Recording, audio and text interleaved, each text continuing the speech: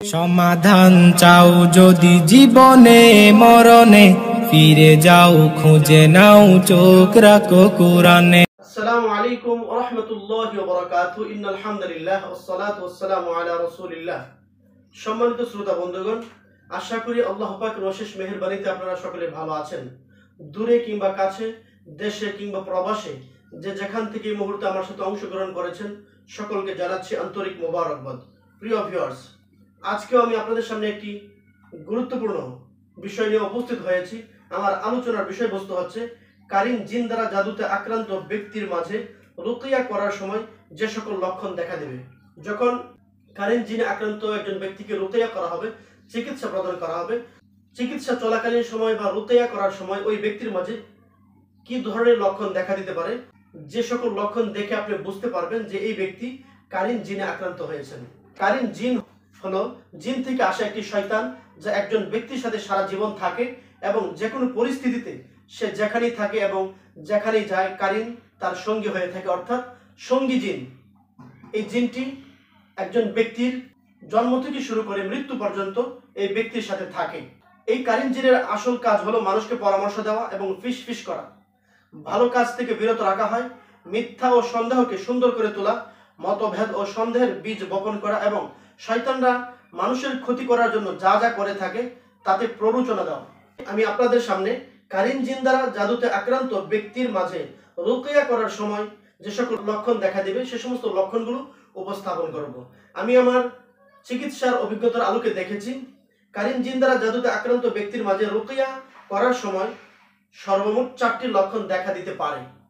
1 নম্বর লক্ষণ হচ্ছে কারিন জিন দ্বারা জাদুতে আক্রান্ত ব্যক্তির যখন রুকিয়া করা হবে, রুকিয়া করার সময় চিকিৎসা চলমান অবস্থায় ওই ব্যক্তি প্রচুর পরিমাণে হাসাহাসি করে থাকে এবং রাকিকে নিয়ে মজা করে থাকে। যিনি আপনার রোগীকে চিকিৎসা দিচ্ছেন, দেখা যাবে ওই রাকিকে নিয়ে মজা করবে, তুচ্ছ তাচ্ছিল্য করবে, বিভিন্নভাবে রাকিকে হেয় প্রতিপন্ন করে থাকে। যখনই বোঝা যাবে আপনার রোগী রুকিয়া করার সময় অত্যধিক হাসাহাসি করছে এবং রাকিকে নিয়ে মজা করছে, তুচ্ছ তাচ্ছিল্য করছে, তখন বুঝতে হবে আপনার রোগীকে যেই জিনটি বিভ্রান্ত করছে, জাদুর মাধ্যমে ক্ষতি করছে, সেই জিনটি হচ্ছে কারিন জিন।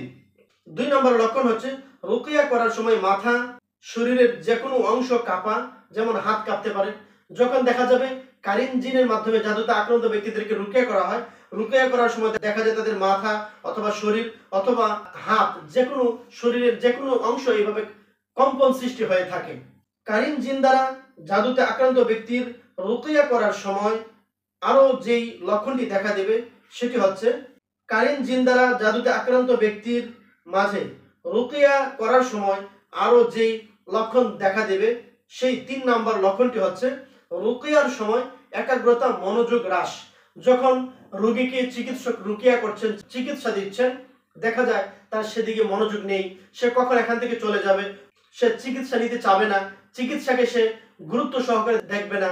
কারিন জিন দ্বারা জাদুতে আক্রান্ত ব্যক্তির মাঝে রুকিয়া করার সময় সর্বশেষ 4 নম্বর যে লক্ষণটি দেখা দিবে সেটি হচ্ছে রুকিয়ার সময় বিরক্ত বোধ করা এবং অকেজো বোধ করা।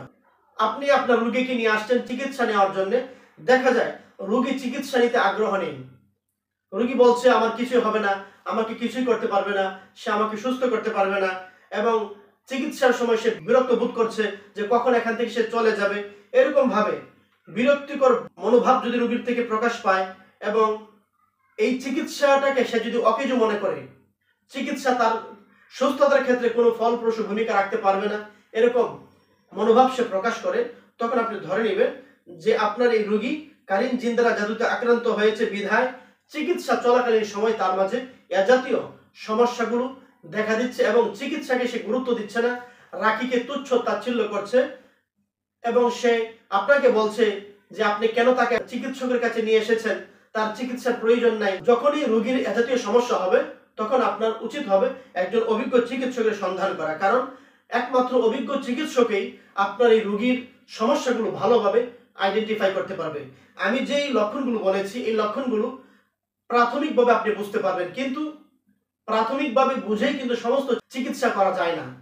ডক্টর আপনাকে কিছু সিমটম বলেছে এবং এই সিমটমের ক্ষেত্রে এ জাতীয় কিছু মেডিসিন লাগতে পারে, একটা প্রাথমিক ধারণা দিয়েছে, কিন্তু এই ধারণার উপর ভিত্তি করে যদি আপনি মেডিসিন নিজেই নিয়ে এসে খাওয়া শুরু করেন, এতে করে দেখা যাবে রোগীর হিতে বিপরীত হবে।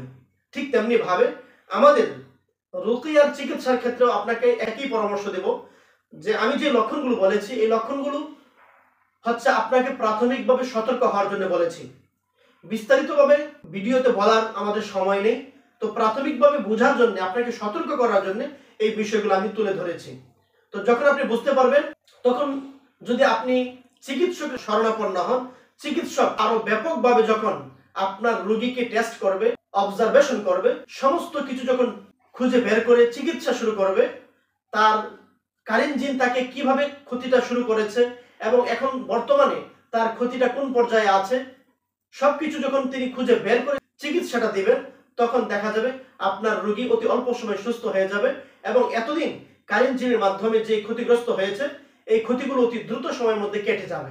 আপনি যদি আমার এই চ্যানেলে নতুন হয়ে থাকেন, এখনই আমার এই চ্যানেলটি সাবস্ক্রাইব করে ফেলুন এবং আপনার লাইক এবং কমেন্টের মাধ্যমে মূল্যবান মতামত ব্যক্ত করুন। ভিডিওটি যদি ভালো লেগে থাকে, আপনার আশেপাশের অন্য মানুষ যারা রয়েছেন তাদের কাছেও আপনি শেয়ার করবেন, যাতে করে আপনার একটি শেয়ার করার মাধ্যমে অন্য যারা এই ভিডিওটি দেখবে, এই ভিডিওটি দেখে তারা নিজেরাও উপকৃত হতে পারবেন, সতর্ক হতে পারবেন।